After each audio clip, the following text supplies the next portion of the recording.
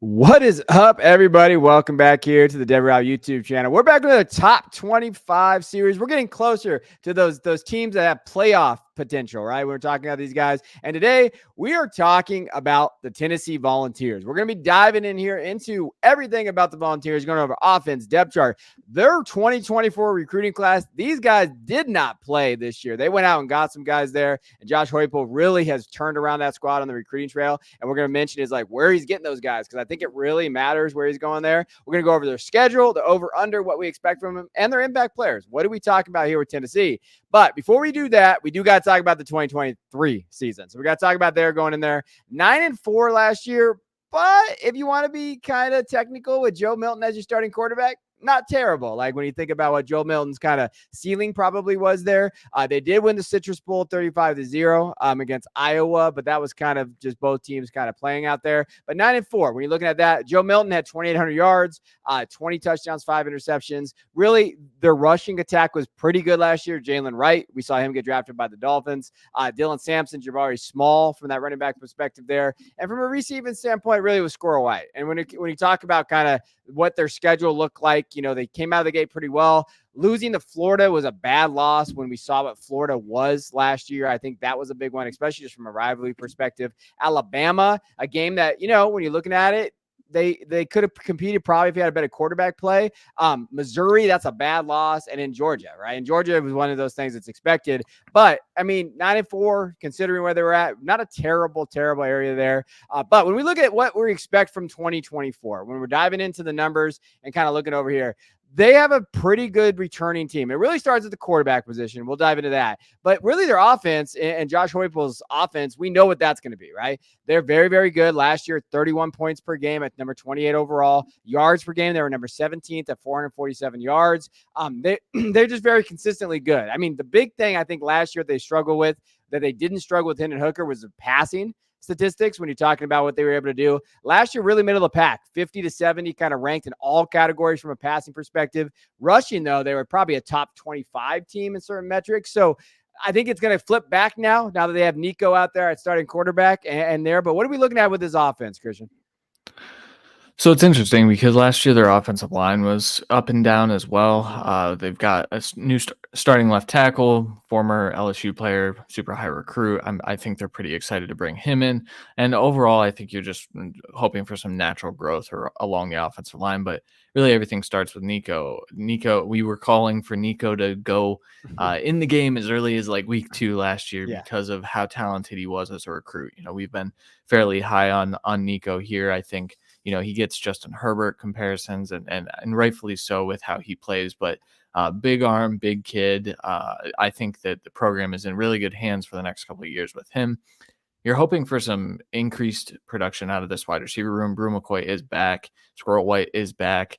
You're hoping that Dante Thornton can work in a little bit. I know that there was it was tough for him to kind of learn the offense, so they just tried throwing him in the slot a little bit and giving him kind of a condensed route tree.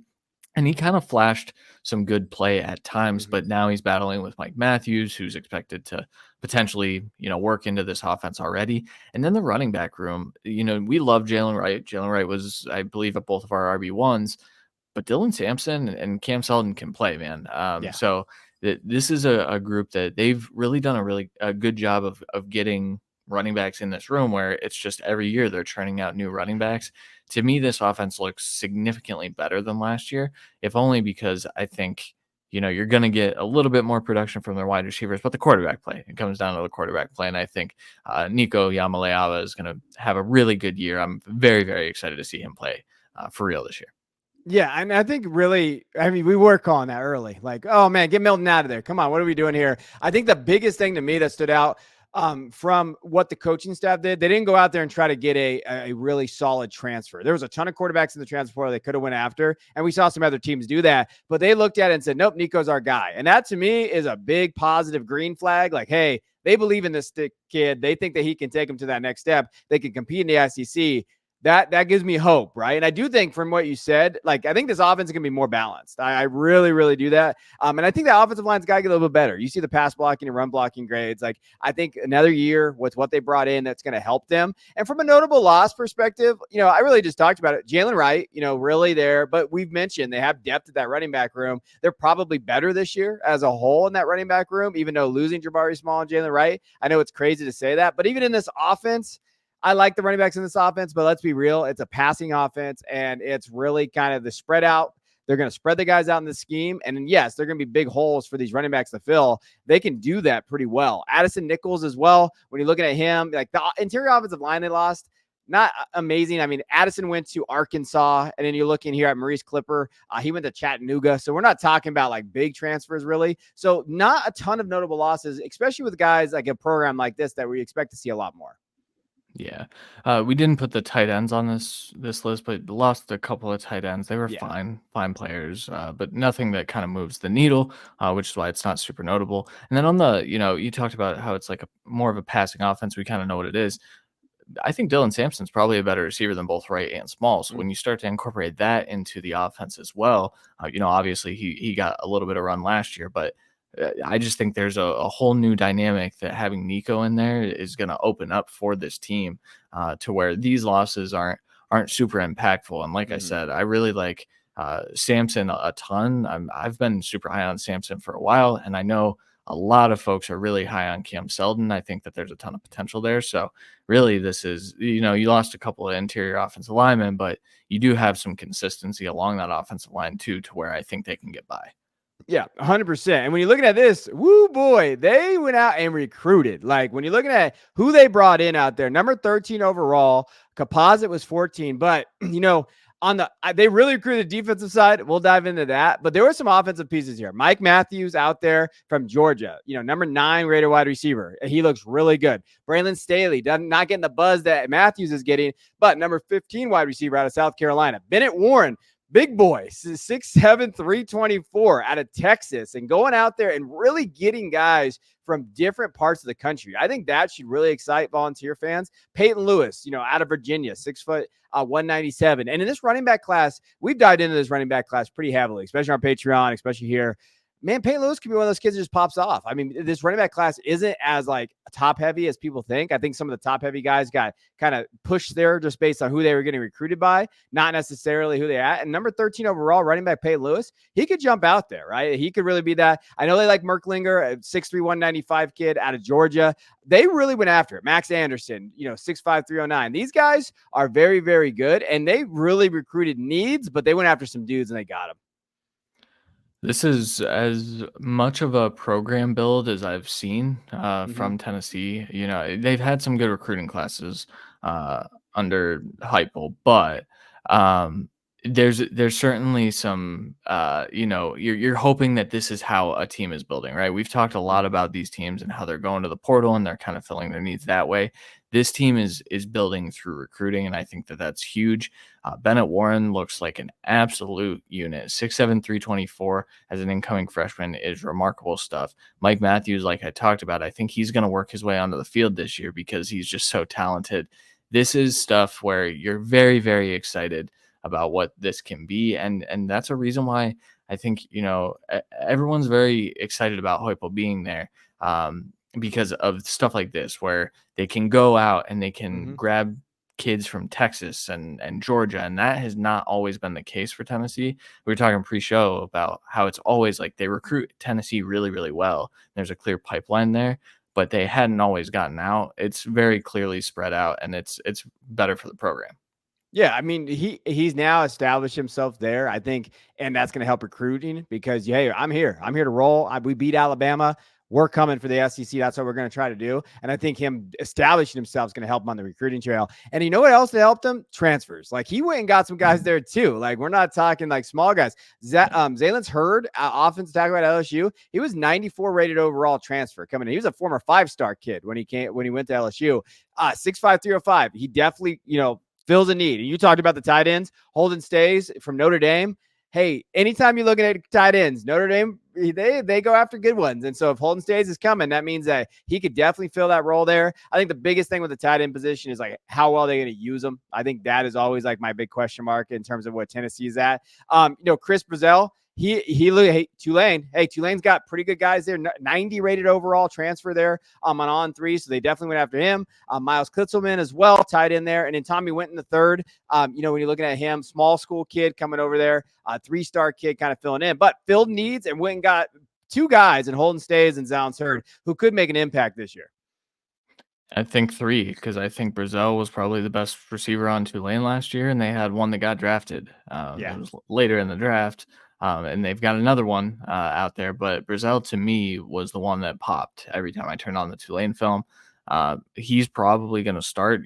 This we talked about it, but this wide receiver room is so much further advanced, and it's because they were able to add guys like Brazil. I think Stays is a really good pass catcher as well. So I think if he starts to incorporate into the offense, we're talking about a completely different look on offense where Joe Milton's not firing the ball 75 yards over wide receivers.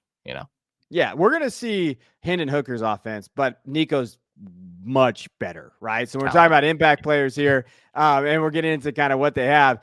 I really think when you're looking at the impact players and everything, I think Nico could challenge for QB1 in college football this year. I think he can look there and really compete, and he could be that cute quarterback 1. You're heading into it. Maybe you have some growing pains early, but at the end of the year, you're like, dude, this kid could go number 1 overall next year, like the following year in the draft. And I think that's his talent that he has. If you were going to build a perfect specimen to play quarterback in Josh Heupel's offense, it's this one. Like, this is the guy. Like, this is the guy you're going to build there. I could have put every wide receiver up there. Squirrel White is kind of that slot guy that could definitely create separation, earn targets. Brew McCoy, if he's coming back off that injury, he's been in college for a very long time. He's one of the most veteran, probably, players in college football. You talked about Brazil. We didn't even get to like Dante Thornton. Got a little banged up last year, got behind in the offense. Former Oregon kid, the guy that I've liked that I thought could make a noise last year. Didn't do that because of the injury. Caleb Webb was another one. Chaz Nimrod is another one. Nate Spillman, then the freshman. Like, when you're talking about what they can do, this could be the highest powered offense in the SEC. And I don't say that lightly, but these guys, if they come together and they hit their ceiling with Nico, if he hits the ceiling here, not to mention the running back room they have, this could be the best offense in the SEC. Yeah, it comes down to Nico Yamaleava, of course, but when I start to look at the SEC quarterbacks, like, obviously these other guys are more proven. They have a little bit more experience. Yeah. Carson Beck is probably coming in as the favorite to be the number 1 quarterback off the board next year, and so you probably have to give that edge to him. But when we talk about what Caleb Williams' rise was, I don't necessarily think that Nico's on that level. I think that he still has a little bit to work on. But when you look also at what Tennessee has had over the last couple of years, you mentioned Hendon Hooker. Nico's potential is so far away from what Hendon Hooker was, and that's not taking anything away from Hooker because he was a great college quarterback. Got himself drafted in the 3rd round. Like, there's definitely potential there, but Nico is just a different type of dude. So this team, to me, impact players are going to come from all over the field because I think they're going to score a ton of points. I think they're going to be a very, very competitive offense this year. Yeah, 100%. Now, the question is on the flip side. So when we talk about their offense, competitive there, can be the best in the SEC. We know that. We've seen that kind of upside. We talked about the weapons that they have. Now on the defensive side. So last year, when you're looking at it, they were pretty good defensively last year in terms of points per game allowed. They were 22nd in the nation last year. Opponent yards per game, they were 27th at 334. When you're looking at, 3rd down conversion rate, they were okay, 50th in the nation. From a rush defense standpoint, opponent yards per rush, they were 13th in the nation, and yards per game, they're about 20th. So that was pretty good there. Back in, though, passing defense is where they struggled. When you saw kind of the numbers that they gave up there, opponent completion percentage, they were 109th. They gave up a lot of completions there. Sack percentage, they were higher. They were at 17. But definitely that secondary struggled a little bit from that perspective, and that's why you saw some of those losses that you saw. But from an front 7, they were legit. Yeah, James Pierce Jr. is a dude. I think that's the number 1 thing. He's, making waves, could potentially be a top 5 selection in the 2025 NFL draft. Just an elite pass rusher. I think that there's certainly some flaws as a run defender that might not make him a top 5 pick. but he also has time to kind of improve on those things as this year goes on. Keenan Peely is a guy that didn't get out onto the field a whole lot, but in his limited work looked really, really good. So I think inserting him into the middle of this defense can be super impactful. But you're right. The backside of the defense, the back end of the defense was not very good last year, which is why they targeted so many transfers to bring in Jacoby Thomas coming over from Middle Tennessee, Jermon McCoy from Oregon State, Jalen McMurray from Temple. So there's just a ton of guys that I think weren't there last year that will help this offense or this defense quite a bit, in that like they need to be a bend don't break defense. We just talked about how many points their offense is probably going to score. They just need to keep up at least a little bit, get the critical stops, get the third down stops, get off the field a little bit. If you can get a few stops a game, that's probably going to be enough with this offense. So hopefully everyone takes a little bit of a leap forward. You're really relying on James Pierce Jr. to replicate what he did last year. But outside of that, just bend, don't break. That's all we need. When you got a guy like Pierce, though, it kind of helps you a little bit because you can kind of like get away with some of that. But they did address it. They went out in that secondary and said, "We got to go get guys," and that's a credit to this coaching staff. They realized kind of where the deficiency was, and they are addressing it there. When you talk about losses that they had some guys out there that they lost. Kamal Hadden, Tyler Barron, some of these guys, and again, when we're talking about Tyler Barron, 6 sacks last year, right? Like he kind of came off there and you like that out of that edge. Then again, now the safeties and the corners and those type of things, like Hadden had 8 pass deflections. A lot of that more is like they weren't great anyway. So like that was a struggle for them. And then they're kind of either leaving or they left the program. Elijah Herring I put on here as well. I mean, he had 80 tackles last year. That's nothing, he was a team leader last year in tackles. So they did lose some guys. They lost some guys there, but again, they addressed that in the transfer portal and they still have James Pierce. So that's just one of those things that you have to like live with. Yeah. I think Barron and Hadden are the two main losses. I think Barron was an underrated player as the NFL draft rolled around. I think he can be a good NFL player. Hadn't had some really, really good snaps in coverage. I think he leaves a little bit to be desired as a tackler and a run supporter, but outside of that, they refilled the room in the secondary, and so I think this is fine. Yeah, they refilled and they're good there. And I'll tell you where else they refilled. That's a good segue. Woo, the recruiting class on the defensive side. They just like on the offensive side that we talked about. They went and got guys. Jordan Ross, number 1 rated edge rusher in Alabama, but also when you're looking at in college football, as a recruit there, 6'4", 233. And going and getting this dude in Alabama, in Birmingham, Alabama, is a get. And that is something that you have to. Jake Bresky out there is the director of player personnel and their head coaching staff and the recruiting there. They went and got this kid, and that's fantastic. I think that's one of those things that you have to just look at and say, man, this team's coming around. Boo Carter as well at the safety position. Very good. Caleb Beasley, is the number 18th rated corner out of Nashville, Tennessee. So they went out and got guys. When you're looking at there, even Edwin Spillman, I mean, he's one of the guys lower on our list, but he's a guy too. He's 6'2", 214, number 31 rated linebacker out of Tennessee as well out of Nashville. So they recruited well there. Kellen Lindstrom, again, 6'5", 235, big kid there. So they filled needs, but they went and got their guys. Obviously, the crown jewel of this thing is Jordan Ross, but those other guys are not, shortcomings at all. Those guys are dudes as well, and they really filled out their class well. Yeah, I really like Spillman. I think he was probably undervalued by the recruiting sites. Boo Carter is, a fantastic safety prospect, but you're right. The prize is Jordan Ross. It's a little, that's the most shocking thing that I've seen. Like a 5-star edge rusher from Alabama normally is going to Alabama, and it's really, really tough to pry him from Alabama. The top of this class is just bonkers. And what I will say is the rest of the other 3 right behind him are Tennessee guys. So this is where they stuck to that pipeline, and I think they're better for it. Tennessee consistently turns out really, really good defensive prospects. So this is a great class as well. I actually like this side of the ball better than the offensive side, and that's not knocking what they did on the offensive side. But Heupel went insane on this recruiting trail. Good for him.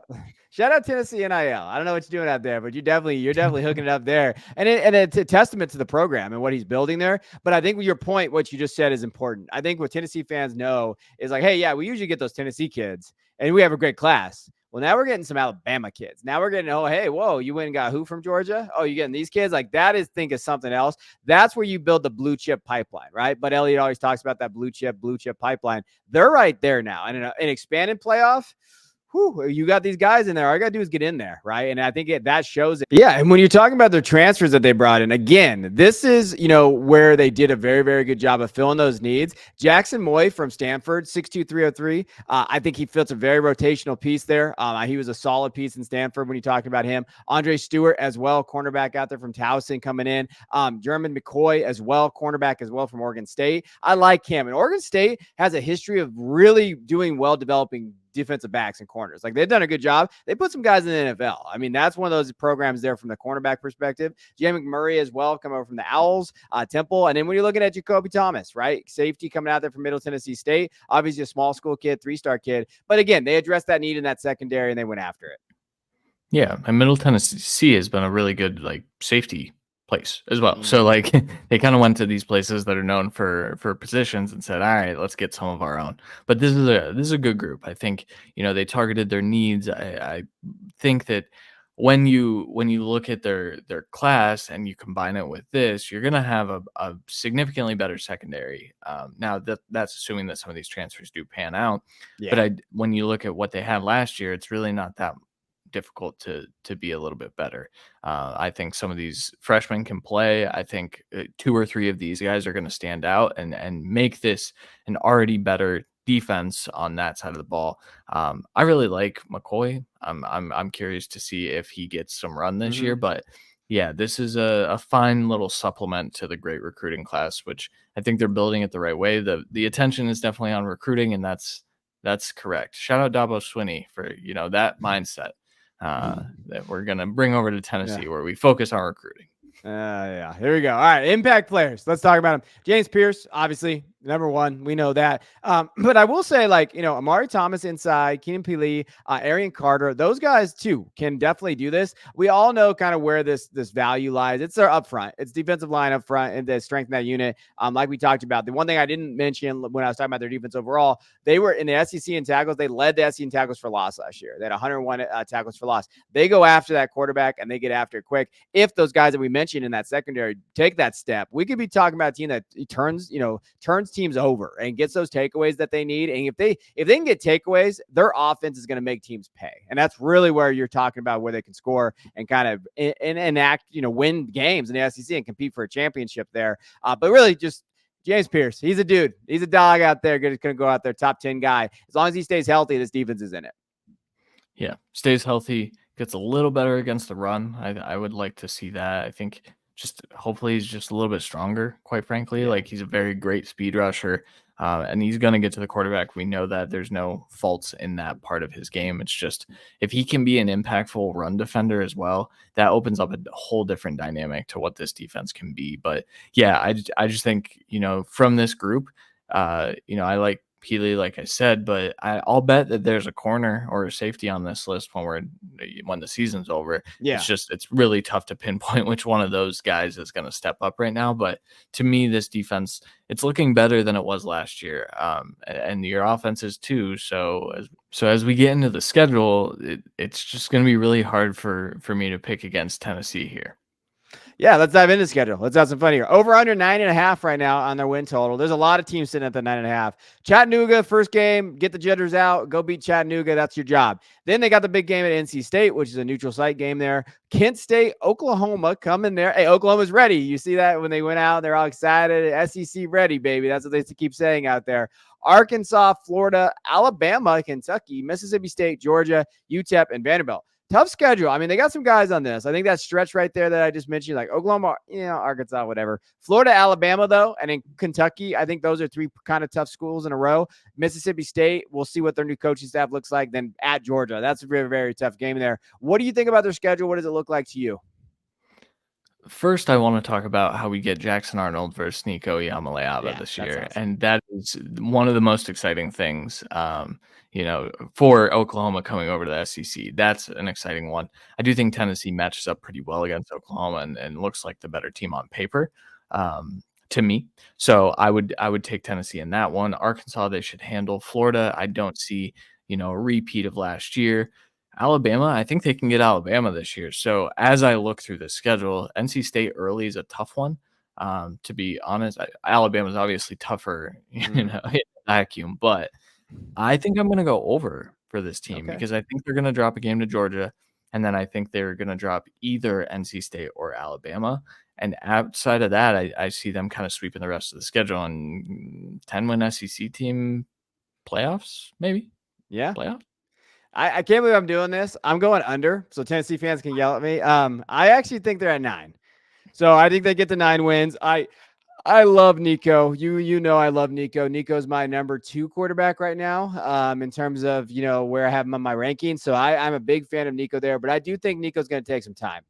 And I think Nico might have a couple games where you're like, ooh, that's a freshman mistake, right? Because technically he's kind of that freshman in that range. And you're like, oh, where'd that loss come from? Maybe I'm not completely sold in Oklahoma, but at Oklahoma is a tough game. Game 4, especially if they lose that NC State game. Now they're feeling a little pressure. I think at Oklahoma is still a tough place to play, and I think Oklahoma's getting slept on a little bit, in my opinion. I think they're kind of getting hated on a little there.